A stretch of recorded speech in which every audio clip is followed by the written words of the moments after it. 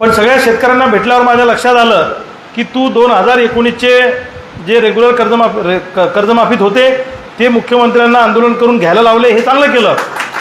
पण रेग्युलर कर्ज भरणाऱ्यासाठी पुन्हा एकदा उपोषणाला पाहिजे म्हणून हा सत्कार आहे. मला माहीत आहे रेग्युलर कर्ज भरणाऱ्या शेतकऱ्यांमध्ये प्रचंड असंतोष आहे. ITR वाले शेतकरी आहेत. पण तुम्ही जो काय माझा सत्कार ठेवला, माझ्या सहकाऱ्यांचा सत्कार ठेवला, या तुमच्या सत्कारामुळं, या तुमच्या सन्मानामुळं निश्चितच मला आणि माझ्या सगळ्या सहकाऱ्यांना लढायला दातीचं बळ मिळणार आहे. तुम्ही मागे नका पाहू. गौतमी पाटील आले असते तर इथं तरफडले असते, सगळे इथं आले असते, इथं घुसले असते वर स्टेजवर.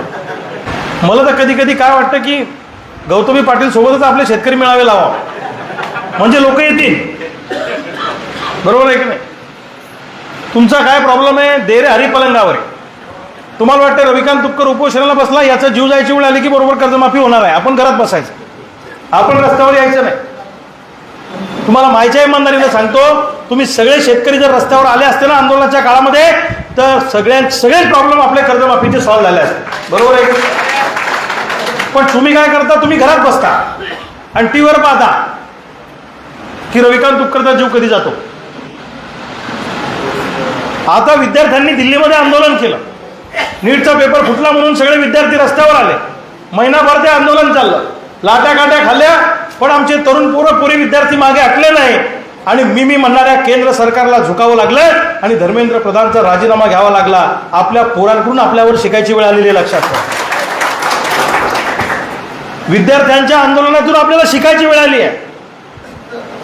म्हणजे बापाला आता पोराकडून शिकायची वेळ आली आहे की आंदोलन कसं करावं. तुमच्या कधी लक्षात येईल तुम्ही एकत्र आलं पाहिजे म्हणून. एकट्या बाळासाहेबांनी, एकट्या शहाजी पाटलांनी पुढाकार घेऊन हा प्रश्न सुटणार नाही. याच्यासाठी गावागावातला शेतकरी पेटला पाहिजे, गावागावातला शेतकरी रस्त्यावर आला पाहिजे. तुमचं काय, साप निघून गेल्यावर काठ्या मारायची तुम्हाला सवय आहे. आता मी उपोषणाला बसलो तेव्हा तुम्ही रस्त्यावर उतरले नाही आणि आता मला विचारतात रेग्युलर कर्ज भरणाऱ्यांचं काय झालं. ते माझ्या हातात आहे का? मी मुख्यमंत्री आहे का महाराष्ट्राचा? मी GR काढतो का? माझं आणि व्यासपीठावर बसलेल्या मंडळीचं काम लढणं आहे, भांडणं आहे, संघर्ष करणं आहे. संडासापासून लोक फेसबुकवर कमेंट करतात आम्ही रेग्युलर कर्ज भरून चूक केली का. मग मी आंदोलनाला बसलो तेव्हा तुम्ही रस्त्यावर का नाही उतरले? उतरायला पाहिजे होतं की नाही? शेतकरी जोपर्यंत एकजूट होत नाही तोपर्यंत आपले प्रश्न सुटत नाही. ही काळ्या दगडावरची पांढरी रेघ आहे. बरोबर आहे का? देरे हरी पलंगावरी होणार नाही. मी तर कधी कधी त्रागून असं म्हणतो, तुम्ही सोयाबीन पेरता का इकडं? किती भाव घेतला यावर्षी? मागच्या वर्षी 4,000 घेतला. मी तर म्हणतो मायची शपथ तुम्हाला 2,000 भेटा यावर्षी. तरी तुम्ही काय म्हणसान? ठेविले अनंत तैसेचे राहावे, कुणी बी यावे ठोकून जावे, आमचं काही म्हणणं नाही. तुम्ही एक शब्दही बोलणार नाही. संडासापासून कमेंट हाणणार फेसबुकला, पण रस्त्यावर उतरणार नाही, येणार नाही. पश्चिम महाराष्ट्रातला ऊस उत्पादक शेतकरी संघटित आहे म्हणून त्यांनी 400 रुपयाच्या ऊसाच्या टनाचा भाव 3,500 नेला. कारण दरवर्षी तो त्या भागातला शेतकरी रस्त्यावर उतरतो, कारखानदारांशी संघर्ष करतो, लाट्या काट्या खातो, रक्त सांडतो, जेलमध्ये जातो, पोलीस केसेस घेतो, म्हणून त्यांच्या ऊसाला भाव आहे. साखर कारखाने तुमच्या भागात असतील ना? आहे का नाही आहे? तुम्हाला माझी मराठी कळत नाही? आहे का नाही आहे? मग तुमच्या ऊसाला भाव किती आहे? 2,500. मग तुमच्या ऊसातनं काय कोल्हापूरच्या ऊसातनं साखर निघतील, तुमच्या ऊसातनं काय एंडोसल्फान बाहेर येत आहे का? अरे तुम्ही भांडत नाही, तुम्ही सगळ्या या प्रस्थापित नेत्याच्या मागे पुढे फिरता म्हणून तुमच्यावर ही वेळ आलेली आहे. तुमचे नेते दर पंचवार्षिकला पक्ष बदलतात. MIM वंचित सोडून सगळे पक्ष झाले की नाही झाले? तरी तुम्हाला वाटतं माणूस लय मोठा आहे, लय मोठा माणूस आहे. कशाचा मोठा आहे? मी तुम्हाला सांगतो, या विधानसभा मतदारसंघामध्ये या प्रस्थापित नेत्यांना धूळ चारायला एक फाटका माणूस आपल्यातला उभा करू विधानसभेला. कसं धूळ चारता येत नाही मी बघतो. पण तुम्ही पायच धरा ना, पायच धरत नाही तुम्ही. तुम्हाला वाटतं गडी लय मोठा आहे, खातोय गड. दर पंचवार्षिकला पक्ष बदलणार आणि तुमच्या समोर नैतिकतेच्या गप्पा मारणार. का कर्जमाफीच्या प्रश्नावर तिथं आवाज उठवत नाही? का पीक विम्याच्या प्रश्नावर सभागृहामध्ये बोलत नाही? त्याचं कारण असं आहे की तुम्ही त्यांना जा विचारत नाही. लक्षात ठेवा, माझ्या जिल्ह्यामध्ये मी जेव्हा पीक विम्याच्या प्रश्नावर आंदोलन करतो तेव्हा आमच्या धाकानका होईना आमचे लोक, आमचे आमदार वगैरे तिथं बोलण्याचा प्रयत्न करतात. आमच्या धाकाने त्यांना वाटतं हा मुद्दा आमच्याकडून सुटल्यावर शेतकरी आमच्या अंगावर येतील म्हणून ते बोलायचा प्रयत्न करतात. हा चळवळीचा धाक आहे. एक काळ असा होता, ए बाबा काय अडचण आहे, आता आमचं ऐकायचं तर तुम्ही गप्पा मारायला लागले तिकडं. हाच प्रॉब्लेम आहे तुमचा. हा नांदेड जिल्हा एकेकाळी शेतकरी चळवळीचा बालेकिल्ला होता. एक आमदार या नांदेड जिल्ह्याने शेतकरी संघटनेचे दिलेले आहे, शंकरांना, बरोबर आहे ना. चळवळीची पार्श्वभूमी असलेला हा जिल्हा. लढणारी माणसं आहात तुम्ही, भांडणारी माणसं आहात तुम्ही, अन्यायाच्या विरोधामध्ये बंड करणारी माणसं आहात तुम्ही नांदेड जिल्ह्यातली. पण काय झालंय, निखाऱ्यावर थोडी राख साचलीये, त्या राखेवर फुंकर मारायला रविकांत तुपकर तुमच्या जिल्ह्यात आलाय की तुम्ही पेटा, तुम्ही लढा. एकदा काय झालं, एका वाघीणची डिलिव्हरी झाली, वाघीण जणली. तुमच्याकडे काय म्हणते, डिलिव्हरीला काय म्हणते, बाळातीन झाली वाघीण. मग तिला जे काही पिल्ले झाले त्याच्यातलं एक पिल्लू वाघिणीचं चुकून रस्ता भुलला आणि बकरीच्या कळपात गेला. बकरीच्या कळपात गेल्यावर त्याला सवय लागली बकऱ्याची, ते म्याम्या करायचे. एक दिवस वाघिणीनं शिकार केली, त्याचं वाघिणीचंच बच्चू त्याच्या तोंडात आलं. वाघिणीनं त्याला सांगितलं, अरे तू तो मेरा बछड़ा है, तू इधर म्याम्या क्या कर रहा है, तू एकदा डरकाळी फोड, सगळ्या बकऱ्या पळून जातील. त्या पिल्लानं, बछड्यानं डरकाळी फोडली, सगळ्या बकऱ्या पळून गेल्या, कारण त्याला माहीतच नव्हतं ते वाघ आहे म्हणून. तसं तुमचं झालंय. तुम्ही वाघाचे बच्चे आहात, तुम्ही वाघाचे बछडे आहात, किंबहुना तुम्ही वाघ आहात, पण तुम्ही या शेळपट पुढाऱ्याच्या नांदी लागू लागू तुम्ही म्याम्या करायला लागलेले आहात. तुम्ही एकदा डरकाळी फोडा, मी तुम्हाला दाव्याने सांगतो, तुमच्या जिल्ह्यातला प्रत्येक नेता कर्जमाफीच्या प्रश्नावर तुम्हाला सभागृहात भांडताना दिसत. का, तुमचा धाक राहिला नाही, तुम्ही बोलत नाही. गावात आल्यावर तुम्ही पायातलं पायतान काढून पुढाऱ्याला विचारला पाहिजे की का तू तिथे बोलत नाही. तुम्ही ते सोडून पुढाऱ्याचे वाढदिवस घालता. आता मी आलो नांदेडपासनं, त्या प्रतापराव चिखलीकरांचे वाढदिवस आज आहे का, काल झाला. अहो जागोजागी पोस्टर आहेत आणि खाली आपल्या लोकांचे फोटो आहेत. वर साहेबाचा फोटो, खाली 12 चमचे, आडव्या दांडीचा, उभ्या दांडीचा, बारकी पळी, बारका चमचा. साहेब तुम्ही 100 वर्ष नाही, 150 वर्ष का 150 वर्ष बापाचं वाटोळं तुम्हीच केलं. आमचं तुमच्याच हाताने झालं पाहिजे, दुसऱ्याचा हात लागला नाही पाहिजे. अरे ज्यांनी त्याच्या बॅनरवर फोटो टाकले त्यांनी कधी मायचा वाढदिवस केला का, त्यांनी कधी बापाचा वाढदिवस घातला का, नाही घातला. तुमच्या डोक्यात मायचा आणि बापाचा वाढदिवस नाही, ज्यांना आपला कार्यक्रम हाणलाय त्याचा वाढदिवस घालायला आपली अवलाद पुढे असते. हे चित्र बदलावं लागेल. हा महाराष्ट्र छत्रपतींचा आहे, हा साधू संतांचा महाराष्ट्र आहे, हा लढणारा महाराष्ट्र, अन्याय सहन न करणारा महाराष्ट्र आहे. आज गाव वडातला शेतकरी आत्महत्येच्या उंबरठ्यावर असताना शेतकऱ्यांची पोरं काय करतायत हा तुम्हाला माझा प्रश्न आहे. तुम्ही जर शहीद भगतसिंगाच्या काळात असते, आज क्रांतिसिंह नाना पाटलाची जयंती आहे, क्रांतिसिंह नाना पाटलांनी पत्री सरकार स्थापन करून इंग्रजांच्या विरोधामध्ये प्रति सरकार उभं केलं होतं. लक्षात ठेवा, क्रांतिसिंह नाना पाटला. आज त्यांच्या जयंतीच्या पर्वावर आपला कार्यक्रम होतोय. भावांनो, क्रांतिसिंह नाना पाटलाचा आदर्श डोळ्यासमोर ठेवा. क्रांतिसिंह नाना पाटील इंग्रजाला मॅनेज झाले असते तर त्यांना वाटेल ते मिळू शकलं असतं, पण क्रांतिसिंह नाना पाटलांनी या महाराष्ट्रामध्ये इंग्रज अधिकाऱ्यांच्या पायात पत्र्या ठोकायचं काम केलं आणि या मोठी चळवळ स्वातंत्र्यासाठी उभी केली. तुम्ही जर क्रांतिसिंह नाना पाटलाच्या काळात जन्माला आले असते तर तुम्ही क्रांतिसिंह नाना पाटला बरोबर असते का इंग्रजा बरोबर असते? सांगा, हे पोरांनो, कोणाबरोबर असते? नाना पाटला बरोबर असते. आणि क्रांतिसिंह नाना पाटील जर आज जिवंत असते तर ते तुमच्या बाजूने असते का प्रताप चिखलीकरच्या बाजूने असते? बोला. तुम्हाला समजत नाही का मी काय बोलतोय ते?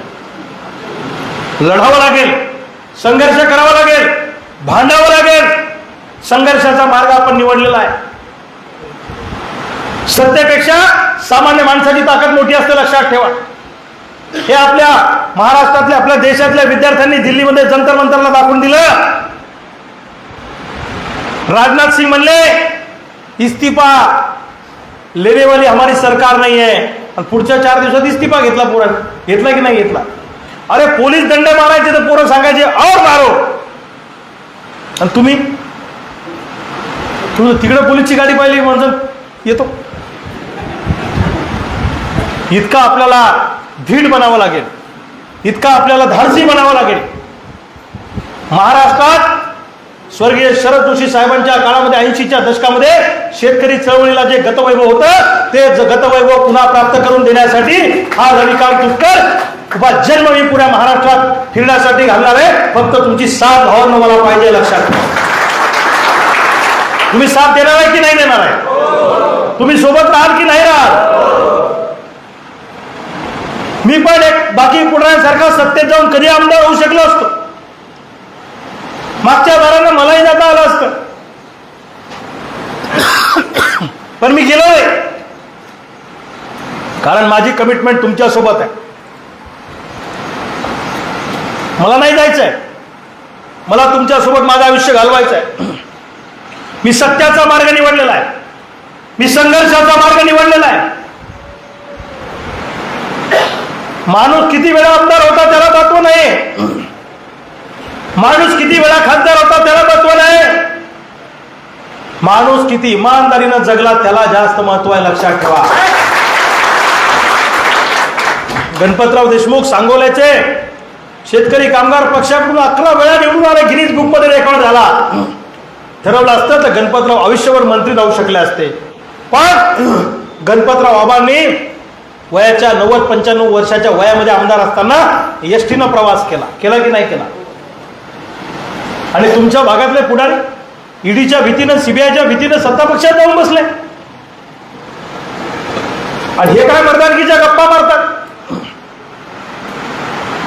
हे काय संघर्षाच्या गप्पा मारतील? हे भित्री भाऊबाई आहेत, हे बेकार आहेत, हे मर्द नाही. मर्द म्हणजे कोण? जो अन्यायाच्या विरोधात आयुष्यभर संघर्ष करतो तो खरा मर्द असतो, लक्षात ठेवा. छत्रपती शिवाजी राजांनी मर्दाची व्याख्या सांगितली आहे. मर्द म्हणजे कोण? ज्याच्यावर अन्याय होतो त्याला संरक्षण देतो आणि अन्याय करणाऱ्याच्या मुस्कळात लावतो तो खरा मर्द असतो. ही छत्रपतींची मर्दाची व्याख्या. 2-4 लेकरं पैदा केले म्हणजे माणूस मर्द होत नाही. मग कुत्रीले बी 12-12 पिल्ले होते. छत्रपतींनी मर्दाची व्याख्या केलेली आहे. आमचे मराठवाड्याचे अध्यक्ष गजानन कावरखे यांना या सरकारने तडीपार करायचं ठरवलं आहे 1 वर्षासाठी.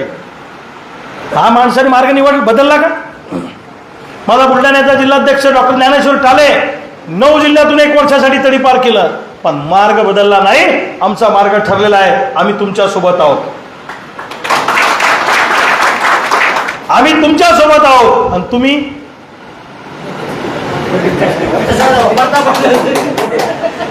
तुम्ही प्रतापराव पाटला सोबत आहे ना?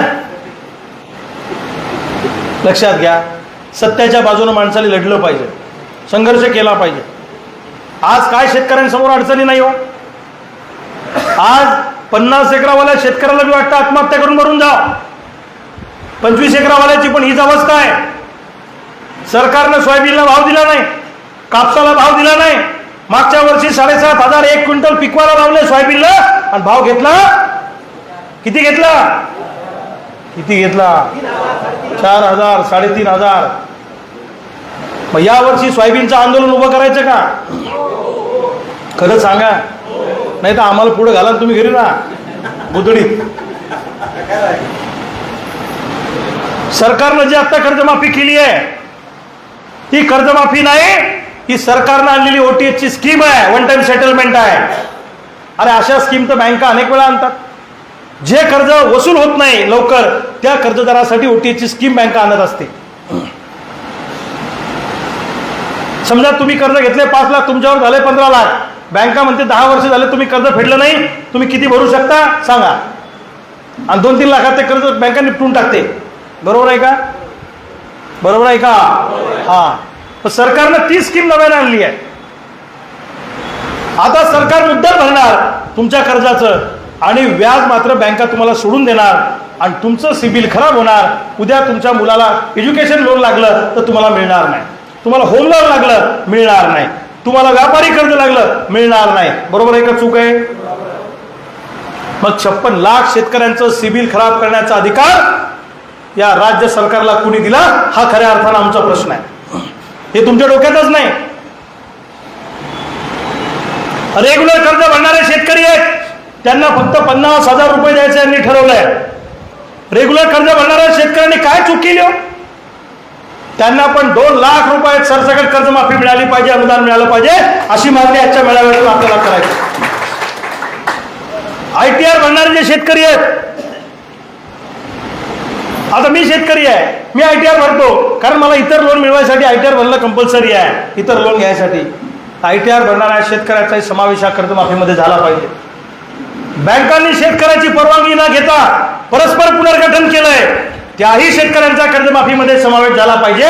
आणि तिन्ही कर्जमाफीतून जे लोक सुटले, म्हणजे पवार साहेबाची कर्जमाफी, फडणवीस साहेबाची कर्जमाफी आणि उद्धव साहेबांची कर्जमाफी, तिन्ही कर्जमाफीतून जे लोक सुटले त्याही लोकांचा समावेश या कर्जमाफीमध्ये झाला पाहिजे. ही मागणी या शेतकरी मेळाव्याच्या माध्यमातून सरकारला आमची आहे. बरोबर आहे का नाही?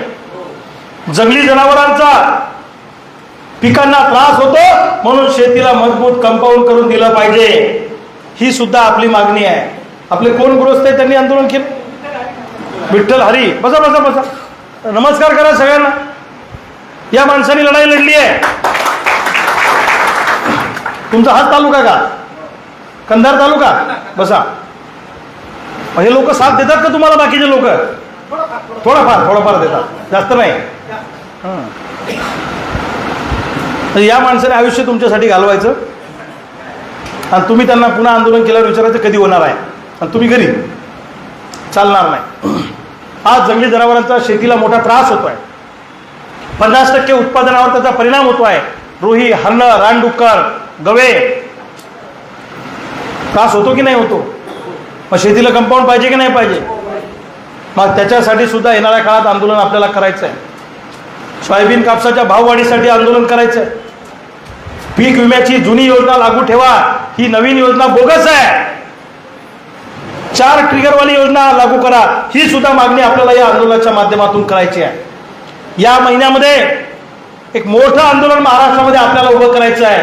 तुम्ही साथ देणार आहे की नाही देणार आहे? का शहाजी शिंदे, बालाजी पाटील आगे बढवून तुम्ही घरी? असं करू नका गड्या. लढा. बाळासाहेब पाटील आहेत आपले, बाळासाहेब आहेत जिल्हाध्यक्ष आपले, बाळासाहेब जाधव, त्यांच्या पाठीशी उभं राहा. गोमासे सरांसारखी माणसं आहेत, ती चळवळीला मदत करतात, त्यांच्यावर पाठीमागे उभं राहा. चांगल्या लोकांच्या पाठीमागे उभं राहा. मी तुम्हाला दाव्याने सांगतो, महाराष्ट्रातल्या शेतकऱ्यांमध्ये जनजागृती मी करणार आहे. मी एकदा छातीला माती लावून तुमच्यासाठी शेवटची लढाई लढणार आहे. तुम्ही साथ दिली तर ठीक, आणि नाही साथ दिली तर मी पण हे चळवळीचं काम थांबवून टाकणार आहे. थांबू का? अरे तुम्हाला तुमच्या बाजूनं बोलणारं आता काळं कुत्रं बी राहिलं नाही ना. कोण बोलतंय हो तुमच्या बाजूनं? हे आम्ही स्टेजवरती सोडलं तर कोणीच तुमच्या बाजून बोलायला तयार नाही आता, आहे का? ते जाऊ द्या, कोण कुणीकडे गेलं त्याच्याशी आपल्याला काही घेणं देणं नाही, पण किमान आपण ठिकाणावर असलं पाहिजे की नाही? आपली लढाई लढायला कोण दिल्लीत येणार नाही, आपली लढाई लढायला कोण मुंबईत येणार नाही. आपली लढाई ही आपल्यालाच लढावी लागेल. लक्षात ठेवा, लेकरू रडल्याशिवाय जशी त्याची माय त्याला दूध पाजत नाही, तसं तुम्ही बोंबलल्याशिवाय सरकार वठणीवर येणार नाही, ही गोष्ट लक्षात ठेवा. सरकारने यावेळी ठरवलं होतं 2019ला ज्या शेतकऱ्यांना कर्जमाफी मिळाली त्यांना या कर्जमाफीत घ्यायचं नाही. या 2 वर्षामध्ये आम्ही अशा सभा महाराष्ट्रभर प्रचंड घेतल्या. कर्जमुक्तीचं आंदोलन या 2 वर्षामध्ये आम्ही उभं केलं. शेकडो सभा घेतल्या. नांदेड जिल्ह्यामध्ये आम्ही सोनखेडला भर पावसामध्ये सभा घेतली, लक्ष्मणच्या गावामध्ये कर्जमुक्तीची. राज्यभर आंदोलन पेटवलं. तेव्हा नागपूरमध्ये आंदोलन केलं. मग सरकार कर्जमाफीला तयार झालं, कर्जमुक्तीला. आणि आता अटी घातल्यावर पुन्हा मी बुलढाण्यामध्ये उपोषणाला बसलो. 5 दिवस झाल्यावर सरकारच्या वतीनं गिरीश महाजन आले, चर्चा केली. 4 दिवसात बैठक लावतो म्हणले.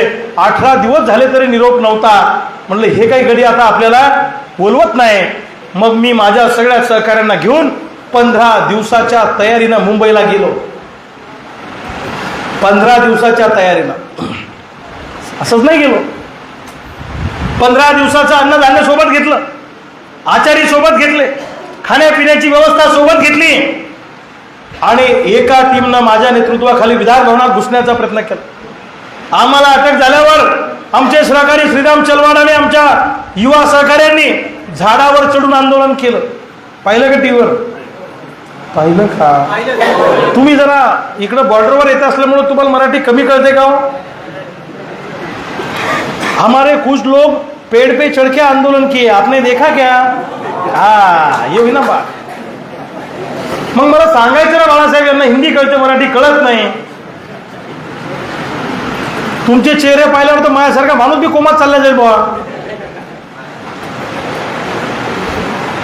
तुमचे चेहरे असे जसे काही पुऱ्या भारताचं टेन्शन तुमच्या डोक्यावर आहे. जरा खुश राहा. आता झालंय वाटलं, हे बघा असं बी झालंय तसं बी झालंय, झालंय की नाही आता? मग जरा खुश राहायचा प्रयत्न करा ना. मग आमचे सहकारी झाडावर चढले, अधिवेशन सुरू होतं, सरकार हादरलं. मग मला सरकारमधल्या मंत्र्यांचे किमान 25 फोन आले अर्ध्या दिवसामध्ये. थांबवा, आम्ही चर्चा करतो. चर्चा नाही, निर्णय पाहिजे. नुसती चर्चा नाही, निर्णय लागेल. मग मला एक मोठे पोलीस अधिकारी मुंबई से भेटायला आले. क्या करोगे? मतलब आज पेड़ पे चढ़े हैं, कल CST पे रेलवे अड़ाएंगे, परसों अटल सेतु जाम करेंगे, फ्रीवे भी जाम करेंगे, पुणे मुंबई हाईवे भी जाम करेंगे, और विमानतळावरून मुंबईचा एकही विमान आम्ही उडू देणार नाही. अशा सगळ्या टीम आम्ही मुंबईमध्ये 2000 लोक म्हटलं घुसवलेले आहेत. सरकारची फाटली. त्यांनी वर निरोप दिला. मुख्यमंत्र्यांनी मला फोन केला, आम्ही चर्चेला तयार आहे. चर्चा नाही साहेब, निर्णय पाहिजे, निर्णय. अहो सरकारकडे पैसे नाही, निर्णय कसा घेणार? ते काही सांगू नका, निर्णय लागेल. मग मी त्यांना आकडेवारी सहित फोनवर लक्षात आणून दिलं. आणि मग रात्री फोनवर बोलणं झाल्यावर दुसऱ्या दिवशी आमच्या बैठकीमध्ये त्यांनी 2019चे माफीत बसलेले लोक या माफीत घेण्याचा निर्णय घेतला. असं सहज झालं का ते? तुम्हाला काय वाटतं? ते होणार होतं ना, आम्ही आंदोलन केलं. काय केलं? लोक काय म्हणतात, तुमचं टायमिंग बरोबर बसलं. अरे छोट्या टायमिंग नाही बसलं, आम्ही घोडा लावला. टायमिंग कशाचं बसलं? घोडा कसा लावायचा आम्हाला चांगला कळतो. नागरा सगळ्यात बैल कशी लावायची ते बी आम्हाला चांगलं कळतं. पण तुमच्या डोक्यात काय आहे? आंदोलन करून काही होत नसते, उपोषण करून काही होत नसते, मोर्चा काढून काही होत नसते. मग गोदडीत झोपून होत असते का छोटे? हे जे नकारात्मक विचाराचे लोक आहेत याला बाजूला काढा. आता ते मुलं दिल्लीला बसले होते ना जंतर मंतरवर, काही लोक काय म्हणायचे, कुछ नाही होता. मग धर्मेंद्र प्रधानचा इस्तीफा झाल्यावर तेच लोक काय म्हणले, अच्छा हो काय. आता काय म्हणले, ज्यांना चीनमधून फंड आला त्यांना अमेरिकेतून फंड आला. अहो हे एवढे खतरनाक आहेत सरकारमधल्या लोकांचे ट्रोलर्स. आता मी निवडणुकीला लोकसभेला उभं राहिलो, मी तगडी फाईट दिली. 4 विधानसभा मतदारसंघात महायुती आणि महाविकास आघाडीपेक्षा मी लीड घेतला. 2.5 लाख मतं मला शेतकऱ्यांनी दिली आमच्या जिल्ह्यामध्ये. मी थोड्या फरकाने पडलो. तर आमच्या विरोधात काय म्हणतात, रविकांत तुपकरनं आमक्याने उभं केलं होतं. अरे छोटे, आम्ही कर्ज काढू काढू बेजार आहे. म्हणजे काय शेतकऱ्याच्या पोरांनी निवडणुका लढवायच्याच नाही का? आमची पोरं काय सभागृहात गेलीच पाहिजे नाही का? आमदाराचीच पोरं गेली पाहिजे, खासदाराचीच पोरं गेली पाहिजे? चालणार नाही. या प्रस्तावितांच्या विरोधामध्ये सामान्य घरातली महाराष्ट्रातली पोरं विधानसभेच्या सभागृहात गेली पाहिजे. त्याच्यासाठी मी जीवाचं रान करणार आहे. रविकांत तुपकरनं 22 वर्ष मी माझ्या आयुष्याच्या चळवळीला दिले आहे. मी अजून उर्वरित आयुष्य तुमच्यासाठी देतो. पण मला ही सगळी व्यासपीठावर बसलेली या फाटक्या घरातली पोरं मला विधानसभेच्या सभागृहामध्ये तुमच्यासाठी पाठवायची आहे. हे माझं ध्येय आहे. मी नेतृत्वाचे पाय कापणारा माणूस नाही, नेते घडवणारा माणूस आहे. लक्षात ठेवा, नेते निर्माण करणारा मी माणूस आहे. ती कला माझ्याजवळ आहे, ती क्षमता माझ्याजवळ आहे. ज्याच्यामध्ये प्रतिभा आहे त्याची प्रतिभा फुलवण्याचं काम मला जमतं. मेहनत करण्याची तयारी आहे. मी काय बाकी पुढाऱ्यांसारखा आतल्या अंगाने पैसे घेणारा खंडणीवाला माणूस नाही. जे करतो ते छाती ठोकपणे करतो, इमानदारीने करतो, कुणाच्याही बापाला न घाबरता अनेक पुढाऱ्यांच्या उरावर नाचण्याचं काम मी अनेक वर्षापासून करतो. मला पाहिजे 2029 मध्ये शेतकरी चळवळीच्या माध्यमातून काही आमदार विधानसभेच्या सभागृहामध्ये आपले दिल्लीवाले गेले पाहिजे, हे माझं टार्गेट आहे. नाहीतर तुमचं बी कसं आहे, कर्जमाफी मिळवायला आम्ही आणि मतदान हाणायला मुठभर चिवडा, घोटभर दारू, पाठीभर रसा आणि 5 वर्ष बोंबलत बसा, अशी तुमची अवस्था आहे. ही अवस्था करू नका. फाटक्या घरातली पोरं गेली पाहिजे. 2029 ला शेतकऱ्यांसाठी भांडणारे 50 आमदार या सभागृहामध्ये गेले पाहिजे, हे डोक्यात ठेवा. महाराष्ट्रात 50 आमदार गेले पाहिजे. शेतकऱ्याच्या प्रश्नावर सभागृह बंद करता आलं पाहिजे. 50 आमदार जर सभागृहाच्या बाहेर बसले तर मुख्यमंत्र्याला सुद्धा सभागृहातून बाहेर येऊ द्यायचं नाही, कोंडून टाकायचं, अशी हिंमत असणारे तर बाणपोरं त्या सभागृहामध्ये आम्हाला पाठवायचे. आणि त्याच्यासाठी तुमची सगळ्यांची मदत आम्हाला लागणार आहे. एक व्यापक आंदोलन या महाराष्ट्रामध्ये आपल्याला सरसकट कर्जमुक्तीसाठी, हक्काच्या पीक विम्यासाठी आपल्याला उभं करायचं आहे. आणि त्याच्यासाठी महाराष्ट्राचा दौरा आम्ही करतोय. तुमची सगळ्यांची साथ भावांनो ठेवा. देणार की नाही देणार? का फक्त होच देणार ना? या लढणाऱ्या माणसांच्या सोबत राहा. हा ठेका काय फक्त बाळासाहेब जाधव, शहाजी शिंदे आणि बालाजी पाटलांनी घेतला नाही, त्यांच्या सहकार्याने घेतला नाही, लक्ष्मणनी घेतला नाही. तुमची सगळ्यांची जबाबदारी आहे. ही सगळी तरुण पोरं, ही लढणारी माणसं तुमच्या झोळीमध्ये मी टाकलेली आहे. त्यांना मदत करा, त्यांच्या पाठीशी उभा राहा, त्यांना जिथं जिथं शक्य होईल तिथे तिथं मदत करा, अशी माझी तुम्हाला विनंती आहे. मी तुम्हाला दाव्याने सांगतो, स्वर्गीय शरद जोशी साहेबाच्या काळामध्ये ज्या पद्धतीने नांदेड जिल्ह्यामध्ये शेतकऱ्यांची संघटना मजबूत होती, ते जुने दिवस मी वापस आणून दाखवल्याशिवाय स्वस्थ बसणार नाही, हा माझा तुम्हाला शब्द आहे. फक्त तुम्ही साथ द्या. आज तुम्ही आमचा सत्कार केला, आज तुम्ही आमचा सन्मान केला, तुम्ही एवढे मोठे हार आमच्या गळ्यात टाकले, पाकळ्या आमच्यावर उधळवल्या, याच्यातली एकही पाकळी मी वाया जाऊ देणार नाही, हा माझा तुम्हाला शब्द आहे. या नांदेडच्या भूमीमध्ये शब्द आपला पक्का है. जो बोलता हो वो करता हो, और जो नहीं बोलता हो वो भी ताकद से करता हो. ही आपली हिस्ट्री आहे. त्यामुळं तरुण पोरांच्या सोबत राहा. आणि क्रांतिसिंह नाना पाटलांच्या या जयंतीच्या पार्श्वभूमीवर निर्णय घ्यायचा आहे की आयुष्य याच्या त्याच्या मागे हिंडल्यापेक्षा आपल्याला आपलं संपूर्ण आयुष्य चळवळीसाठी समर्पित करायचं. हा कार्यक्रम यशस्वी करण्यासाठी शहाजी पाटील शिंदे, कैलास पाटील चिखलीकर, तुम्ही भी चिखलीकर आहे का?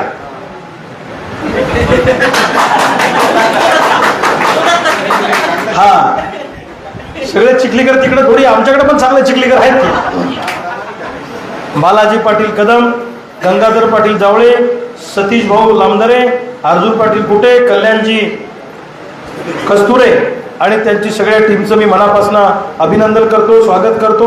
कार्यक्रमाचे अध्यक्ष केशव पाटील यांचंही मी स्वागत करतो. त्यांनी या कार्यक्रमाचं अध्यक्ष स्थान स्वीकारलं, त्याचंही कौतुक करतो.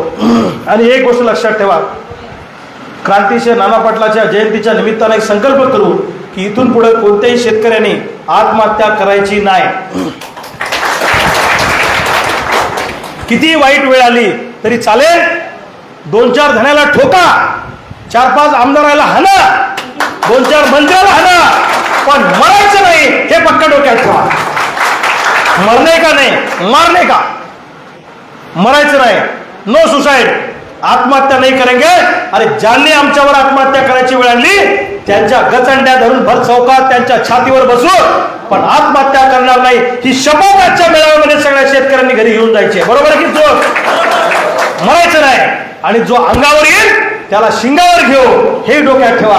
आणि मी या भागातल्या पुढाऱ्यांना सांगून ठेवतो, चळवळीमध्ये काम करणाऱ्या कुठल्याही कार्यकर्त्याच्या केसाला जरी धक्का लावायचा प्रयत्न केला तर महाराष्ट्राच्या कानाकोपऱ्यातून हजारो तरुण पोरांची फौज या कंधार आणि नांदेडमध्ये आणल्याशिवाय मी राहणार नाही, हा माझा तुम्हाला शब्द आहे. तुम्ही काळजी करू नका. तुमच्या केसाला धक्का तर माझ्या हृदयाला धक्का आहे. 100च्या वर पोलीस केसेस मी अंगावर घेतलेले आहे. तुमच्यासाठी अजून 100 केसेस मी अंगावर घेईल, पण शेतकऱ्याच्या पोराच्या केसाला सुद्धा धक्का लागणार नाही. ही जबाबदारी आमची आहे, ही तुमची नाही, लक्षात ठेवा.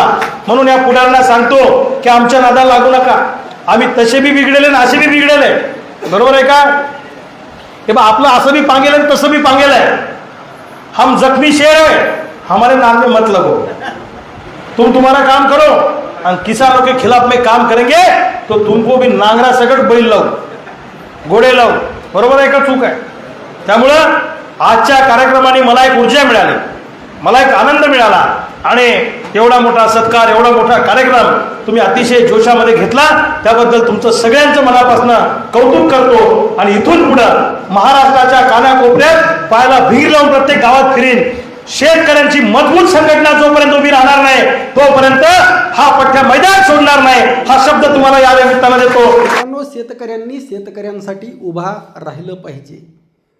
शेती एक असं काम आहे, शेतामध्ये गेल्यानंतर शेती इतकं काम सांगते की त्या कामामधून शेतकऱ्याला वेळ भेटत नाही. परंतु आपण शेतामध्ये इतकं काम कशासाठी करतो, तर त्यामधून 2 रुपये उत्पन्न भेटण्यासाठी आणि त्याद्वारे आपला संसार गाडा चालवण्यासाठी. आणि मग आपले जे प्रश्न आहेत, पीक विमा असेल, शेतकरी कर्जमाफी असेल, पिकाला हमी भाव असेल, खताचं जे डुप्लिकेट खतं येत आहेत, डुप्लिकेट बियाणं येत आहेत, हे जे असे अनेक प्रश्न आहेत, याबद्दल जर आपण लढलोत, एकत्रित आलोत, तर आपल्याला तितकाच एक आर्थिक फार मोठा आधार भेटणार आहे. आपल्या उत्पन्नामध्ये भर पडणार आहे. आणि मग अशा वेळी आपण जे कोणी शेतकऱ्यांसाठी लढतात, बघा आता ही कर्जमाफी केवळ आणि केवळ कोणी ना कोणी लढल्यामुळे भेटलेली आहे. मग तो लढणारा निमित्त कोणीही असो, एखादा आमदार असो, शेतकरी नेते असो, रविकांत तुपकर असोत किंवा अन्य कोणीही असो, निमित्त कोणीही असो, जो लढेल त्याच्या पाठीमागे उभा राहा, एकत्र यायला शिका, एकत्र बोलायला शिका, किमान आपल्या आर्थिक हितासाठी. मग तो माणूस कोणत्या पक्षाचा आहे, कोणत्या विचारधारेचा आहे, काही देणं घेणं नाही. तर मित्रांनो, शेतकऱ्यांच्या पदरामध्ये काही ना काही पडेल. आपलं मत नक्की कळवा. रामकृष्ण हरी. जय जगद्गुरू. जय शिवराय. जय भीम.